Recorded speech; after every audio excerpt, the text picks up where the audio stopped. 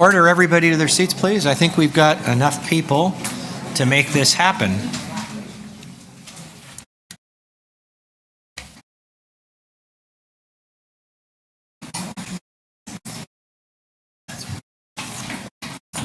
So we have quorum. Are there any declarations of conflict of interest?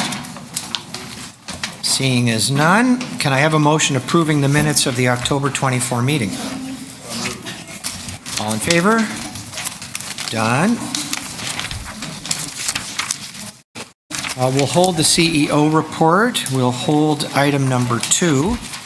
Is there any request to hold item number 3, the appointment of members to the Advisory Committee on Accessible Transit? I'll move them. Motion approved from Councillor McKelvey. And and then point and privilege, can we congratulate them? Yes. Congratulations. If you'd like, you can name them now because you've approved it. Yeah, can you show me where it is? Just give me a second. I don't have all the names memorized. But I'd like to thank Carmen Galvin, Debbie Gillespie, Sean Hollingsworth, Angela Marley, and some of these people have been there before and done a great job, and I'm sure everybody's going to. Mahendan, and this is I may make a mistake for which I apologize in advance. Mahendan Sivabala Sundan Dharam. I hope I was okay. Close enough? People mess up my name all the time. It's only 2 syllables. Anne-Marie Cole, Catherine Duchestel, and Hans Winter. So thanks very much. Let's have a round of applause.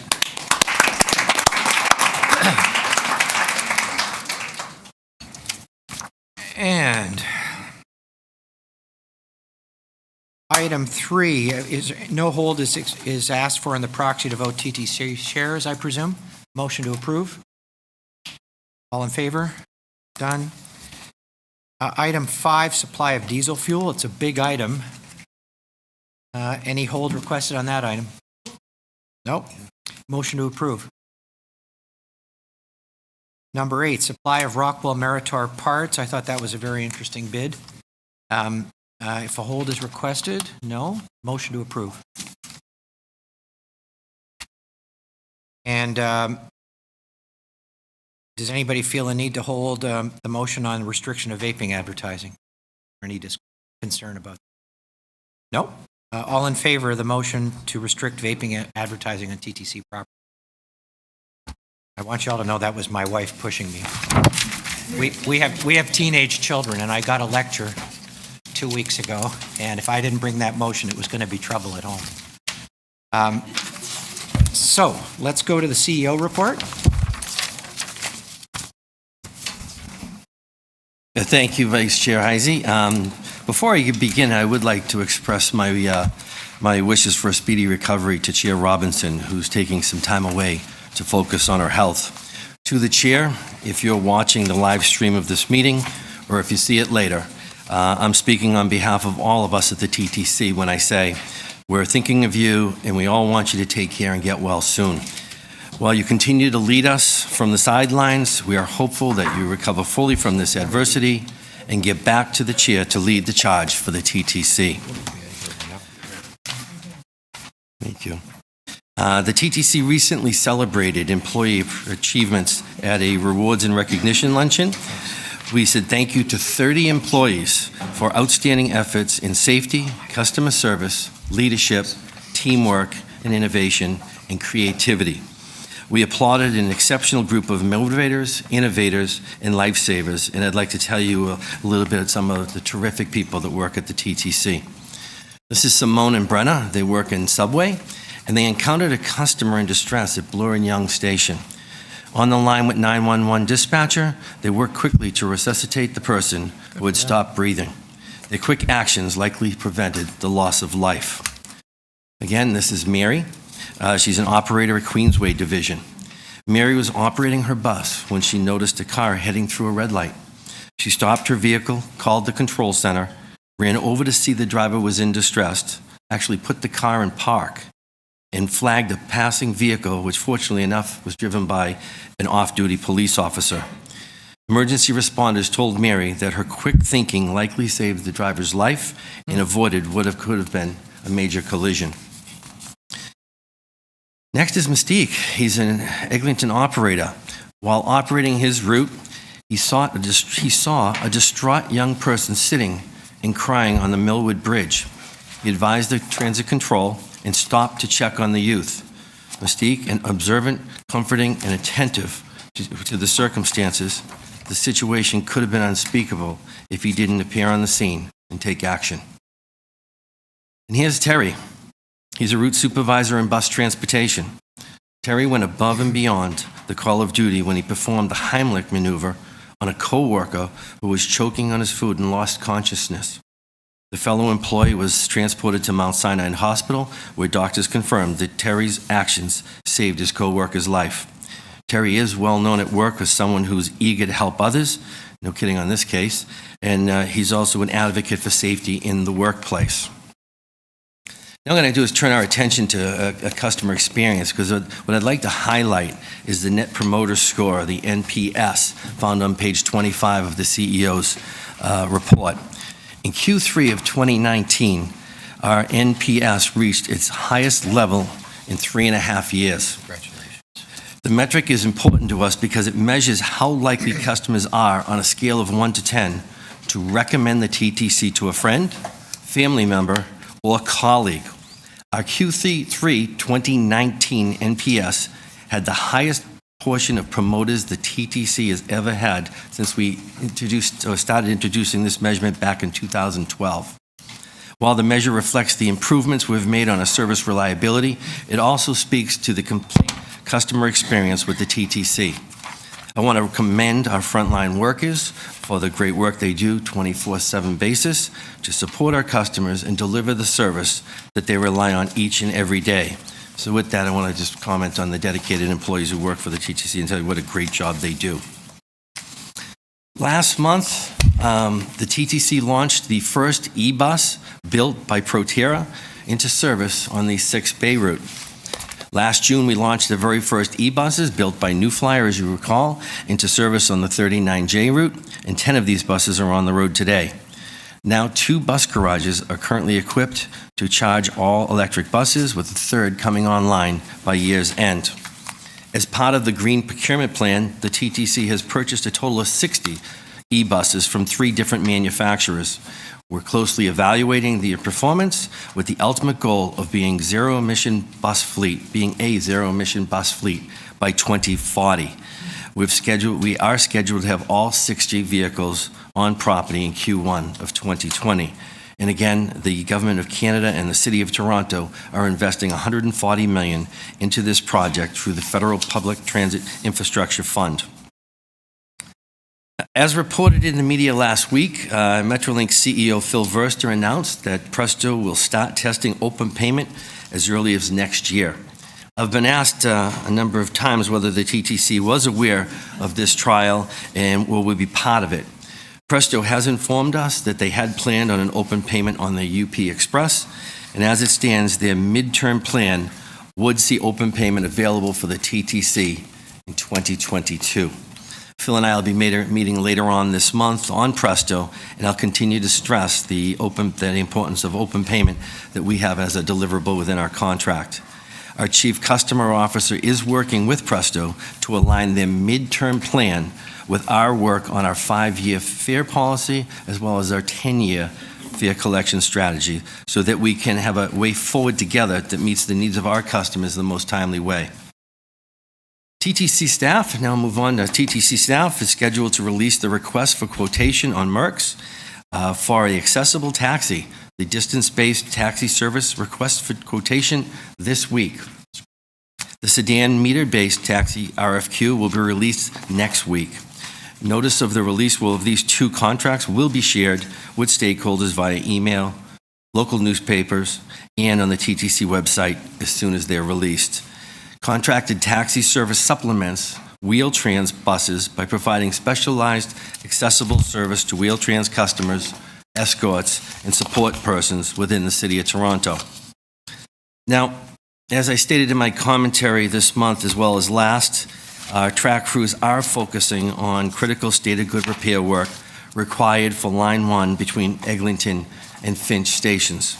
This is heavy maintenance work that will ultimately benefit the ACTC project when it's fully installed, but it will require mandatory reduced speed zones during construction. And what I'd like to emphasize that every effort is being made to minimize the impact on our customers as well as to ensure the safety conditions of our track crews. So with that, what I'd like to do now is I'd like to ask Fort Monaco, our Chief of Infrastructure and Engineering, to provide the commissioners of the board with a small presentation on our track rehabilitation plans and take some questions with it. So with that, Fort, if you would. Thank you, Rick. Good afternoon, everybody. So I'll take the next 2 or 3, maybe 4 minutes max to just quickly highlight some of the track work that we have planned and the impacts that it will have on our customers between 2019 and 2022. So I'll start by just saying a track turnout basically is a piece of rail that allows for the trains to basically be diverted. So if you ever want to turn a train around, it's because it's been able to pass through a track turnout. And why do we do this? Well, we do it for 2 main reasons. One is this asset to increase the resiliency of the asset, plus to make the system safer. And along with that, in a lot of cases, it also minimizes the impact of the noise. So if many times, as those of you counselors who know, noise complaints, sometimes it is down to track work, right? So replacing a turnout goes a long way. So these are just general parameters. A piece of work like this is usually about 18 days in duration in terms of the impacts it has on the customers. And the speeds do vary between 15 and 25 kilometers per hour. And the approximate lengths are, as you see, anywhere from 600 to 700 feet. The bulk of the work in terms of the changing of the steel happens on the weekends. Unfortunately, the time's leading into that steel changeout and there's a week after the steel changeout where a restricted speed zone is required. Basically, this is critical work. This is a busy area, so unfortunately, over the last several years, this is work that has been deferred, and it can no longer be deferred. There is an impact to the customers, particularly at 15 kilometers an hour when we reduce the speeds. And it is estimated that it could take double or triple the normal travel time in an absolute worst case scenario. One thing I do want to mention, if it's an 18 days, though, the restricted speed zone is worst only about 4 of those days. So only 4 to 5 of those days are you actually traveling at 15 kilometers per hour. And I'll explain that a little bit more. But nonetheless, it still is an impact. And what I'm going to present to you is a tentative plan, and it is subject to change. There's a lot going on in this area, as you'll see.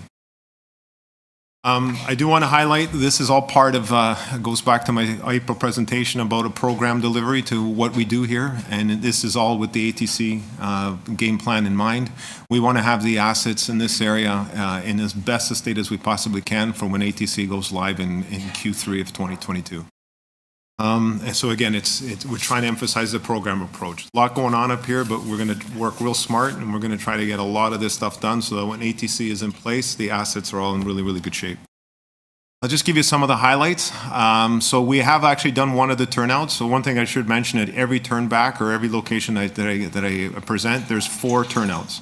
So if you look at it, so we've already done the first one at Lawrence. We did that back in August, and we've actually started working on the second one at Lawrence now, and that's how you see the 2019 one. And we actually did put the restricted speed zone in at 25 kilometers per hour earlier this morning. So we have 2 planned at Lawrence in 2020. We have 2 that we need to do at New York Mills, and the additional the last 2 that we want to finish off at Lawrence. So what you see there is basically where you're going to see the restricted speed zone. So each and every single one of those numbers is basically an 18-day restricted speed zone that again varies from 25 kilometers an hour to 15 kilometers an hour. And then as we get into 21 and 22, we want to finish off the Finch turnback. So there's four turnouts that need to be replaced at Finch as well. So the idea will be by Q2 of 2022, all our turnouts will be replaced on this section of the line and should correspond nicely when the ATC goes live. Very, very, very high level. Why do we do this? So what you see down below, without getting into all the numbers, is you got track, and underneath it you've basically got the bed. The bed, which is the structure for the track. So ultimately, as I remove ballast or I remove structure, the system becomes a little less stable. As I excavate deeper, the system becomes a little bit more unstable. As I excavate, remove ballast lengthwise, the system becomes a little bit more unstable. So as we remove more and more and more to get to the point where we can expose the steel, the speed reduces. And then what we do is when we put the ballast back, then the speed starts going back up. Right, so ballast is basically that granular rock that basically in a tie and ballast area is what forms the structure. And then there's the last part of all this, which is tamping. Once you dump the ballast or you install the ballast, there's voids. So the ballast car is a mechanical piece of equipment that comes and basically packs down the ballast and eliminates voids. I think this is just some pictures of one of our last jobs we did. This one was actually done at Broadview. So as we remove all the structure, if you will, or the substructure, what we do is we have to install blocking and jacks. So the idea will be, as you can see there, all the ballast and all the rock and all the structure has been removed. There is where we have to go very, very, very slowly because you're basically being held together, if you will, by blocks and jacks. Okay.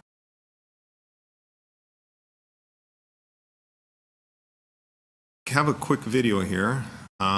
So one of the things, what you're about to see here is a new turnout's been put in place, and we've installed the ballast, but we haven't tamped it yet. So the key thing in all this is you don't just install the ballast and then walk away. You actually need to go in and tamp the ballast. And if you don't tamp the ballast, you'll see how the track looks like when you've got those voids. That's why the speed needs to still stay at 20 to 25 kilometers an hour until such time as you've actually compacted the ballast properly. Hope this works.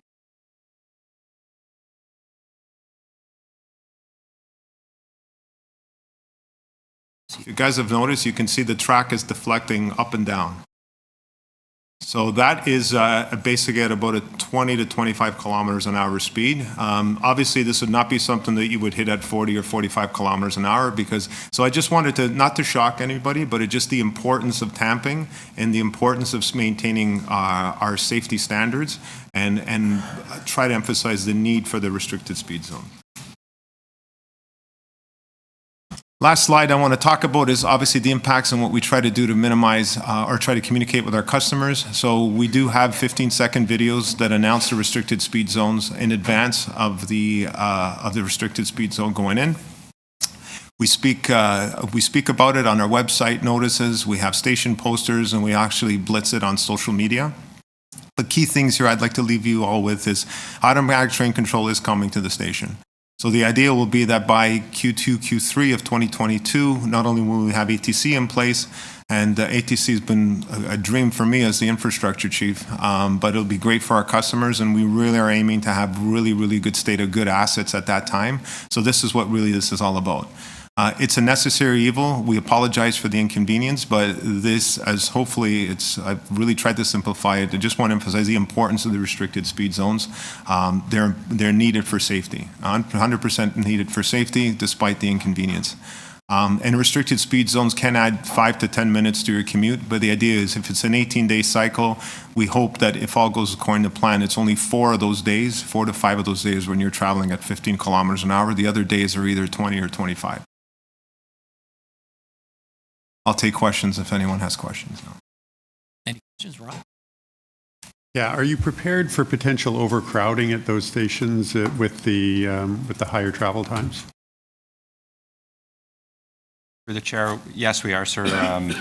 Eglinton Station is actually under construction right now, so we have a platform crowding management plan in place right now because some of the platform has been constricted because of hoarding for the construction activities. All of the other ones, we do have an overcrowding plan, and they are all staffed during the AM and PM peaks.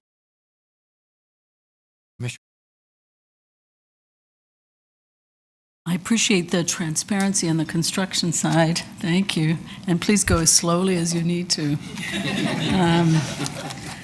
I wonder if you could just remind us, though, because I think, all this work is being done, and as the note says, to align with the automatic train control implementation. And it might be worth just reminding all of us what that's going to, what that's going to deliver. My recollection is that one of the things that the ATC will allow, you to do, Rick, is to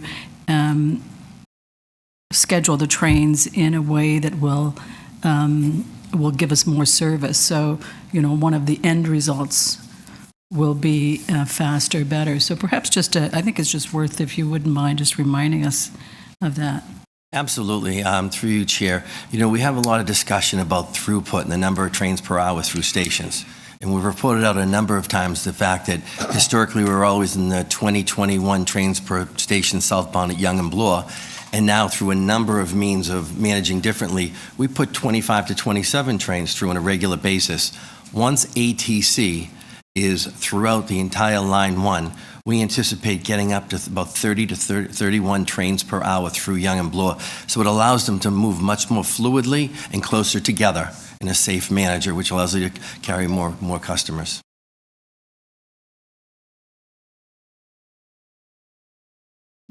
Two questions. The first is related to the headroom. I'm just wondering how much this work, I know people's trips will take longer. If the capacity of the system actually shrinks because of that slowdown, and if we have ways with those run as directed and so on to mitigate that. Sure. Our plan is to manage where we place the RADs. So currently, on a typical morning, we'll have the RADs up north, Finch Station, York Mills, in around Eglinton, and then Davisville. What we're planning to do is to pull them all further south of the work, so that they're all concentrated out of Davisville. We can manage crowding through that area, and the impact will only be felt north of Eglinton. In those stations, we're going to have extra station staff, and we'll be messaging out. And as I think it's important to highlight and underscore what Fort said, that of the 18-day work that he has scheduled per turnout, we really only feel it for about 4 days. The other 14 days of that 18-day period are more than manageable. It's just those 4 days where it goes down to 15 kilometers an hour where we'll really feel it, and those are the days where we'll mitigate with RADs. Thank you. My second question relates to what Commissioner De Laurentiis just mentioned, and that is in the information that you're sharing with customers where you let them know that automatic train control is coming to this station. If you could share the benefits in the literature, that would, if you're not already doing it, that would probably be really helpful, because it's just words until you let them know where the pain's getting them. Yep. Thank you. Councillor McKelvey? Thank you, Mr. Vice Chair. So my questions are not just on infrastructure, but more related to the CEO report. So you mentioned the e-bus, and I've had people ask me, do people that are riding the e-bus know they're riding the e-bus, and are we surveying them in any way to see if they care or it's motivating them to take that route or anything along that lines?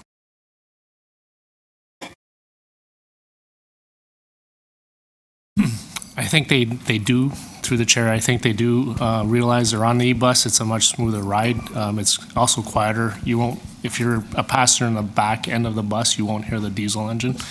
And the look of the bus is quite different if you've seen pictures of the normal diesel bus versus the electric bus.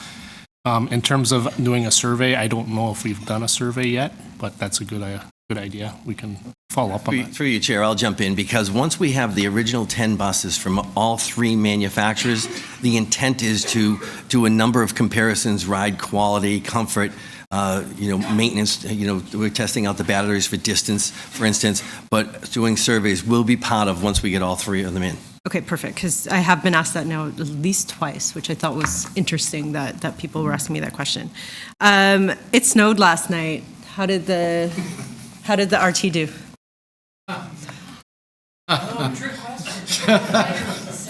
Is that through you, Chair? Jim, if you'd like to discuss. Yes, ma'am. So we had some issues going into the snow that were unrelated to weather up on the SRT with switches in McCowan Yard. It was control issues and not related to the weather at all. And the RT was running fine up until about 10:30. Between 10:30 and 11, we started to experience some issues with the doors icing up. The doors are a different, and maybe I might defer to Rich on this, but the doors are a different construction than on the other three lines. and they sometimes are prone to icing. It's very hard to predict. And last night, they were starting to ice up, and we were having some issues with them, so we made the decision about 11:10 p.m. to take it out of service and to run shuttle buses. Conveniently, we had made the decision earlier in the evening to cancel our early closure. So the shuttle buses that we had already accounted for to manage the subway closure, we were able to just slide over and provide good service for our customers out in Scarborough. And then I was just wondering, in terms of what we have coming before us soon, what is the updated timeframe for the 5-year bus service review? So we just had that, but like there was specific lines that we were supposed to hear back upon. So when will we hear about all those lines that have come forward and you've said you would report back on?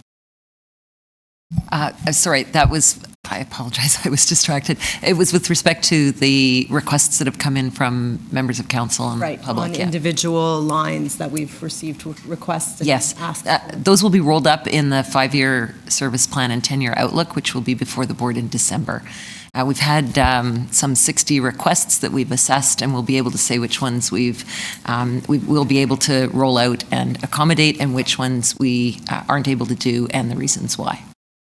And then, sorry, I did have one more. The Fair Pass is coming before the Executive Committee at the City of Toronto this week. I'm just wondering, how have you been engaged in that discussion? And there's a lot of talk also by other levels of government about free transit example, but how have you been involved in discussions about what that means in terms of increased ridership and what we need to do to prepare for that? Our manager of fare policy, who works for me, and Michelle Picard-Cousins, has been on the working groups and has facilitated all the administrative issues with respect to working with Presto and making the cards available. The TTC likes this program because while we've been a partner, it hasn't cost us money because it's being funded by the city and the program's administered by the city. And Michelle and I will be attending at the executive meeting to be able to answer any of the questions. With respect to longer-term questions about the public policy question about what fares should be, what the structure should be, where should concessions be granted, that kind of thing, that's going to be tackled in the upcoming 5-year fare policy study that we're doing, and it's also going to be looking at a 10-year collection outlook, and that's in our budget request for 2020 to start that work as soon as we can next year. And so through that work, would you look at what it would mean if transit was free and what projections that would have for ridership, and could we accommodate it, for example? Yes, I'm going to be looking at everything from what if we ran transit like the water utility and charged the full cost to customers, and what would that do to ridership, and what would the fares look like? And then at the other end of the thought experiment, what would it look like if it were free? And then that will give us some sort of intellectual boundaries around which to proceed with the analysis of what kind of concessions should we have. And when does that come out? Will that be out before the Ontario Liberal Party leadership? I don't know when that is. It won't be. The budget request is in this year's budget, which I understand won't be approved until February. And so my understanding is I can't award the work or begin it until after that time. So we'll be reporting more likely in Q4 back to the board.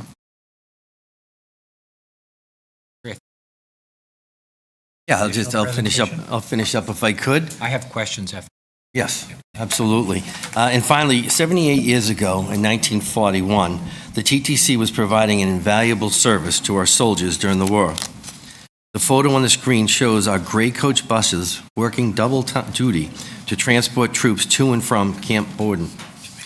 Yesterday, it was an honor and privilege to have laid a wreath at the cenotaph at Old City Hall during Remembrance Day ceremonies.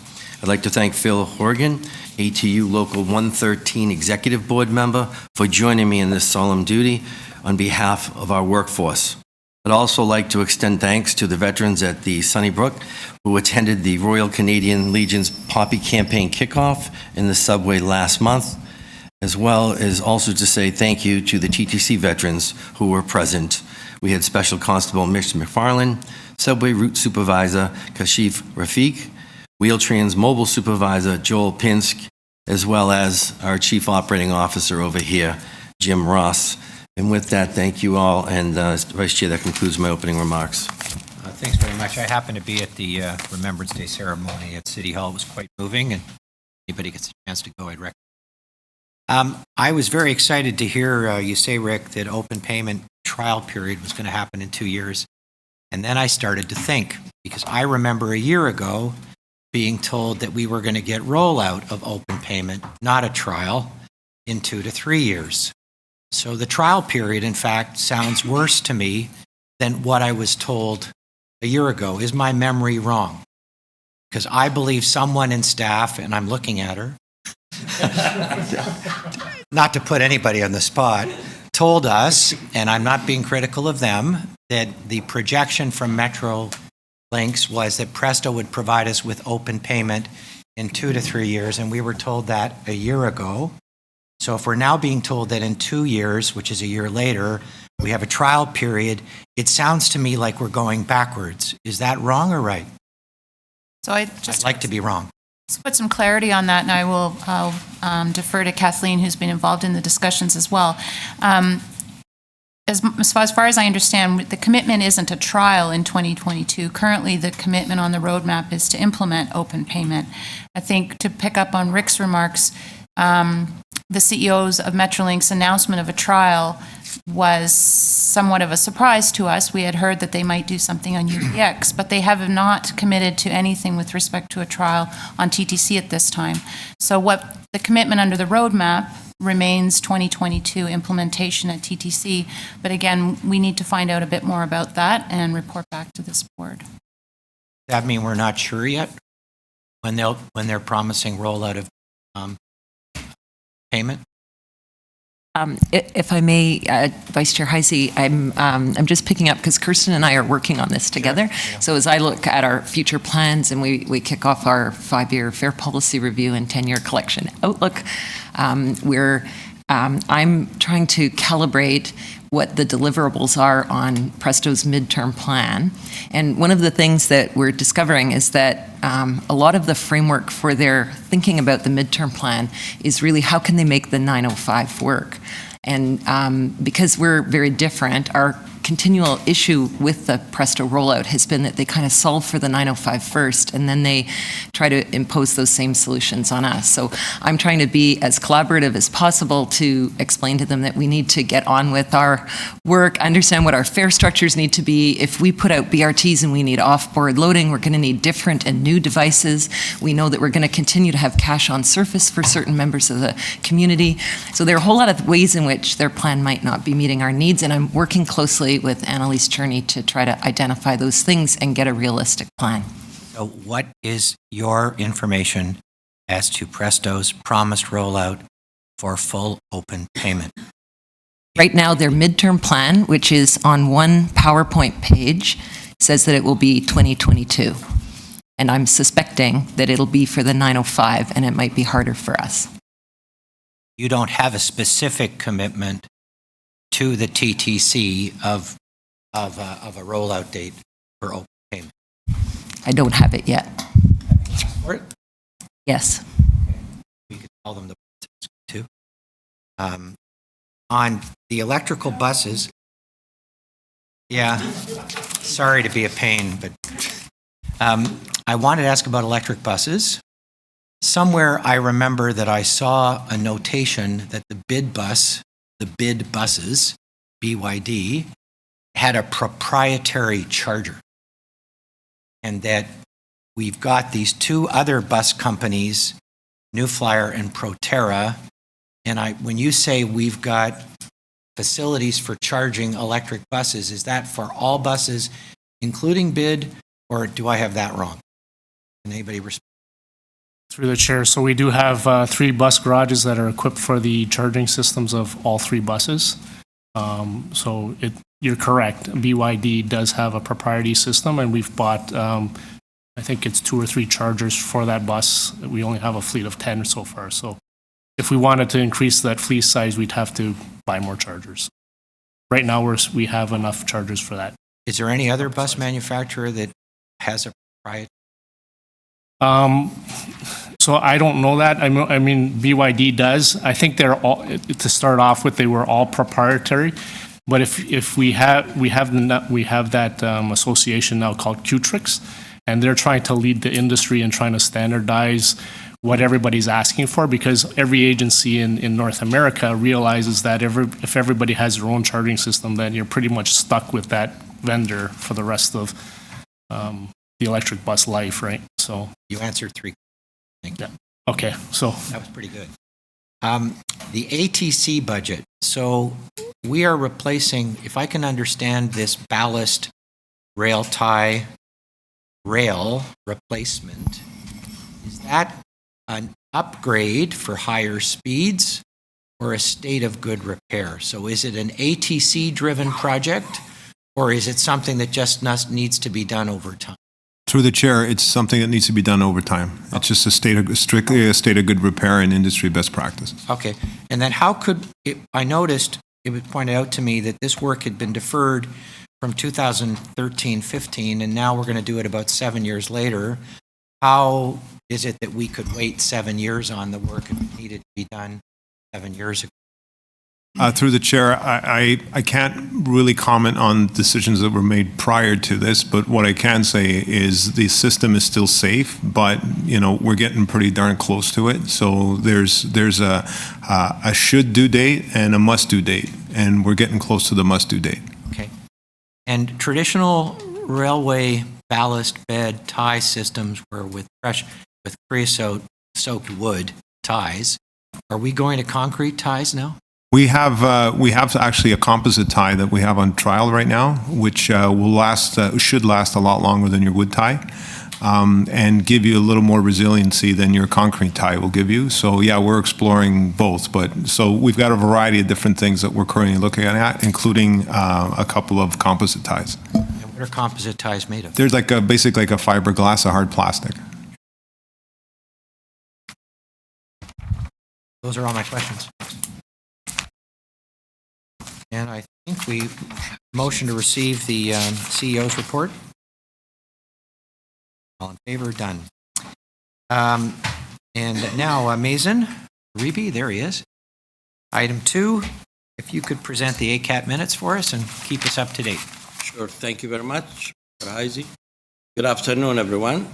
I would like to start by echoing what the CEO just mentioned regarding our thoughts and prayers to Chair Robinson for speedy recovery, and may God give her and her family the strength to go through this hard time.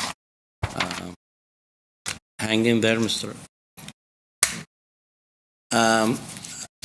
So the highlights for ACAT September 26th general meeting were: at our design review subcommittee, members reviewed a proposal from staff to revise the TTC standards for subway platform edge tiles to be in compliance with a newer standard set by the International Standards Organization, ISO. DRS members agreed that the ISO compliance tile should be used for new construction and for replacement of an entire run of tiles along any one platform edge. New and old tile designs should not be mixed in a run of tiles. Members also reviewed a 30% design for Glencairn Station and advised a crosswalk will be needed to reach the accessible south side access from the westbound bus stop. Members advised that the required pedestrian crossing must have an accessible pedestrian signal. This would include traffic signals. Members also requested information on the location and design of a Wheel-Trans stop for easy connection. Member raised a concern about the restricted space to access elevator E2 at both the concourse and platform levels. Several suggestions were made regarding the relocation of this elevator and the safety measures needed at platform level if relocation is not possible. Staff agreed to review the suggestions. At our service planning subcommittee, members were advised on the procedure and for unplanned subway closures and emergency closures. Few suggestions were posed by members, including need for staff to direct people and keep things orderly, train crew to ensure that no one is left on the platform where a train goes out of service before they move off, using geographical location for shuttle bus pickups, example, the north, west, or southwest corner.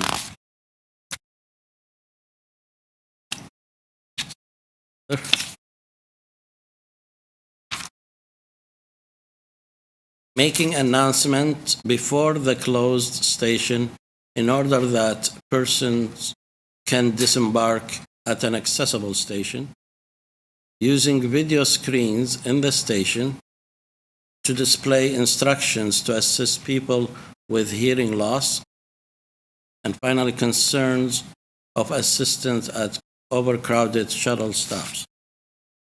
At our communications subcommittee, members received an update on the elevator status reporting on the TTC website. The planned service outage are input manually daily. Emergency outages are sent out from transit control as service advisories. Staff were to inquire on how the third-party elevator outages are managed. At our Wheel-Trans Operations Subcommittee, members discussed and provided feedback on Wheel-Trans FOS, Family of Service, conditional travel policy. Members received an update from staff that the new mobile app would have a vehicle location feature called Where is My Bus? For trips scheduled on buses initially. Members are asked to volunteer to test this app feature. Our next ACAT meeting, to which you are all invited to, is Thursday, November 28th at 1900 Young, 7th floor boardroom, from 1 p.m. to 3:30. That's good, my highlight.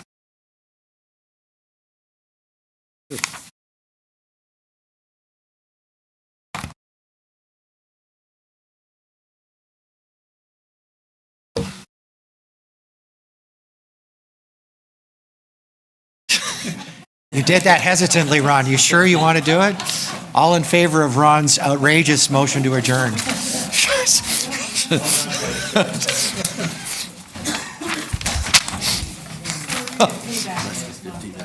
Yeah.